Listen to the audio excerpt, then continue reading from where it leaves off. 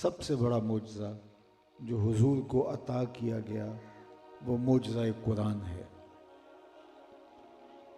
اور یہ بات ذہن میں رکھیے گا کہ ہر نبی کو جو معجزہ دیا گیا وہ اس کے دور کی مطابقت میں دیا گیا۔ انبیاء علیہ السلام کی تاریخ پڑھ لیجئے اور ان کو دیے گئے معجزات کا بھی آپ مطالعہ کر لیں تو آپ کو بالکل ایسے ہی ملے گا۔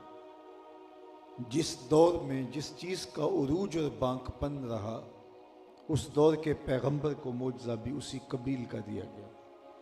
مثال کے طور پہ حضرت داؤد علیہ السلام کا زمانہ ہے تو یہ لوہے کی صنعت عروج پہ آتی ہے۔ آہن گری، لوہے کو گرم کر کے نرم کیا جاتا ہے، پھر اس کو ڈھال کر کے مختلف شکلیں دی جاتی ہیں، ظروف بنائے جاتے ہیں، آلات حرب و ضرب تراشے جاتے ہیں اور زرہیں بنائی جاتی ہیں۔ تو جب لوہے کی صنعت اپنے عروج پر تھی اور لوہے کو گرم کر کے نرم کر کے ڈھال کر اشیاء بنانے کا فن کمال کو پہنچا تو اللہ نے اپنے پیغمبر حضرت داؤد علیہ السلام کو یہ معجزہ دیا کہ وہ لوہے کو ہاتھ میں لیتے موم کی طرح نرم ہو جاتا، پھر جو شکل دینا چاہتے وہ صورت اس لوہے کو دے دیتے، اس کو اس شکل میں ڈھال دیتے۔ تو حضرت موسیٰ علیہ السلام کا زمانہ دیکھ لیجئے، یہ جادوگری کا زمانہ تھا، گھر گھر جادوگر پائے جاتے تھے۔ تو جب جادوگری کا زمانہ پورے بانکپن پہ تھا اور فرعون نے آپ کے مقابلے کے لیے جادوگر ہی بلوائے تھے تو اللہ جل شانہ نے حضرت موسیٰ علیہ السلام کو معجزہ عصا دیا جو لہراتا ہوا سانپ بن گیا اور ان کے سارے ڈالے ہوئے ساز و سامان کو جو سانپوں کی شکل میں دکھائی دے رہا تھا نگل گیا، اور جب سمٹا تو عصا کا عصا، قد بھی وزن بھی حجم بھی نہیں پڑا۔ اور وہ جو مقابلے کے لیے لائے گئے تھے جادوگر، انہوں نے فرعون کے بھرے دربار میں کہا کہ ہم موسیٰ کے رب پہ ایمان لاتے ہیں۔ اللہ اکبر۔ تو یہ اللہ تعالیٰ کی ایک تقسیم ہے کہ جس دور میں جس چیز کا عروج اور بانک پن ہو اس دور کے پیغمبر کو معجزہ بھی اسی قبیل کا دیا جاتا ہے۔ جب سنگ تراشی کا فن عروج پہ گیا اور پتھروں کو تراش کر کے مکانات بھی، ظروف بھی اور چیزیں بھی بنائی جانے لگی، یہ حضرت صالح علیہ السلام کا دور ہے۔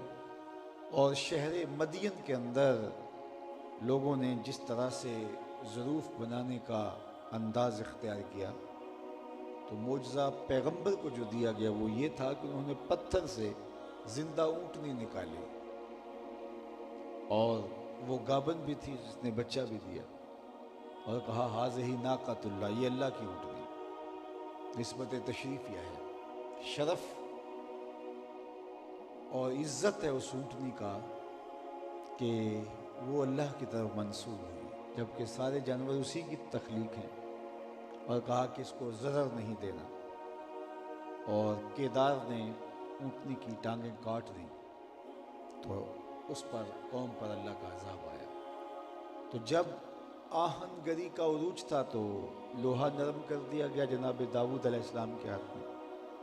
جب جادو سر چڑھ کے بول رہا تھا تو کرشماتی عصا دیا گیا حضرت موسیٰ علیہ السلام کو۔ جب پتھروں سے چیزیں اور اشیاء بنانے کا فن عروج پہ گیا تو حضرت صالح علیہ السلام کو یہ معجزہ دیا گیا، زندہ اونٹنی پتھر سے نکال کے دکھائی۔ اسی طرح حضرت عیسیٰ علیہ السلام کا زمانہ دیکھیے، یہ وہ دور ہے کہ طب یونانی اپنے درجہ کمال پر پہنچی ہے اور ہر مرض کا علاج دریافت کر لیا تھا سوائے 3 امراض کے۔ مادرزاد اندھے کی آنکھوں میں روشنی نہیں رکھ سکتے تھے، کوڑی کے جسم کو شفا نہیں دے سکتے تھے، اور تیسرا ان کے پاس موت کا علاج نہیں تھا۔ اللہ نے اپنے پیغمبر کو ان تینوں چیزوں کا علاج دے کے بھیجا۔ مردے کو ٹھوکر مارتے ہیں اٹھ کے باتیں کرنے لگ جاتے، نابینا کی آنکھوں پہ انگلی رکھتے ہیں نور اتر آتا ہے، کوڑی کے جسم پہ ہاتھ پھیرتے ہیں شفا ہو جاتی۔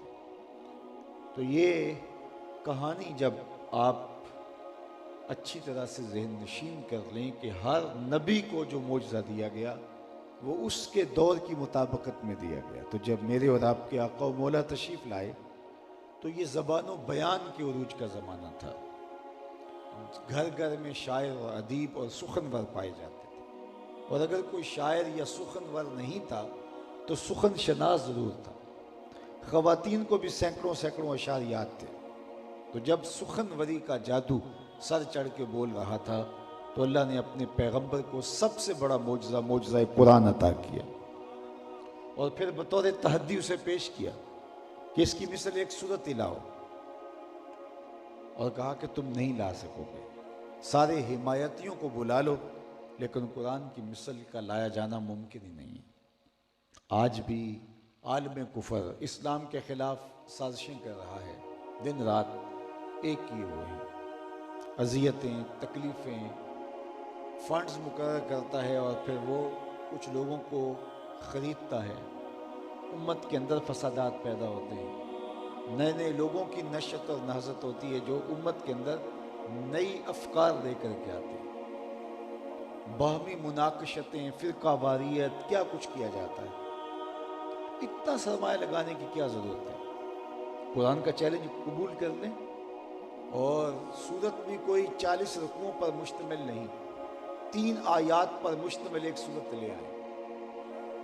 پیدائشی عرب لوگ ہیں جو مستشرق اسلام کے خلاف کام کر رہے ہیں. اردن میں، بیروت میں،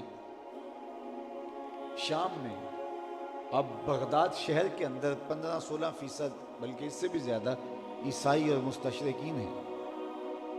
تو وہ پیدائشی عربی ہیں، تو وہ آئے نا، اور آ کر کے اسلام کے خلاف جو سرمایہ لگا رہے ہیں. تو 3 آیتیں ادیب، صحافی، شاعر اکٹھے بیٹھ کے جڑ کے 3 آیتیں گھڑ لیں اور کہیں قرآن کے چیلنج کا ہم نے جواب دے دیا.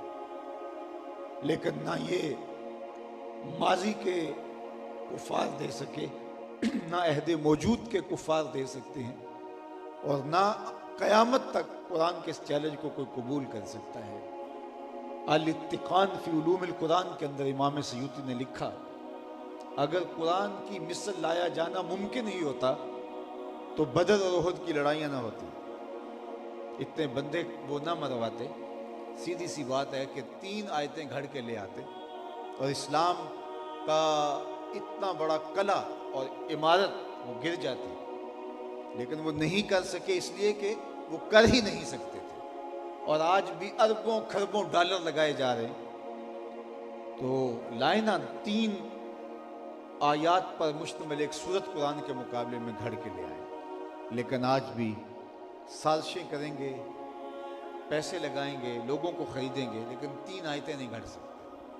تیرے سامنے یوں دبے لچے فصحا عرب کے بڑے بڑے، کوئی جانے کہ منہ میں زبان نہیں بلکہ جسم میں جان ہے. یہ قرآن کا چیلنج ہے. تو یہ سب سے بڑا معجزہ جو میرے اور آپ کے آقا و مولا حضور ختم المرتبت صلی اللہ علیہ وآلہ وسلم کو عطا کیا گیا. لیکن یہ بات ذہن میں رکھیے گا کہ حضور کا عہد، حضور کا دور صرف 2-4 10-50 سالوں کے لیے ہی نہیں تھا. قیامت تک زمانہ میرے حضور کا ہے. تو صرف زبان و بیان نے ہی عروج نہیں پانا تھا، قیامت تک بہت ساری چیزوں نے عروج پانا تھا. اس لیے حضور کو اللہ نے معجزات بھی کئی عطا کیے. ہمارے تک جو پہنچے ہیں ان کی تعداد 1200 ہے. 1200 تو اسناد کے ساتھ ہمارے علماء نے بیان کیے. تو معجزات کی فہرست دیکھیے اور ہر دور کی اٹھان دیکھ لیجیے، آپ کو ایسا ہی ملے گا. ہر دور کے فخر کو کوئی نہ کوئی معجزہ توڑتا دکھائی دے گا.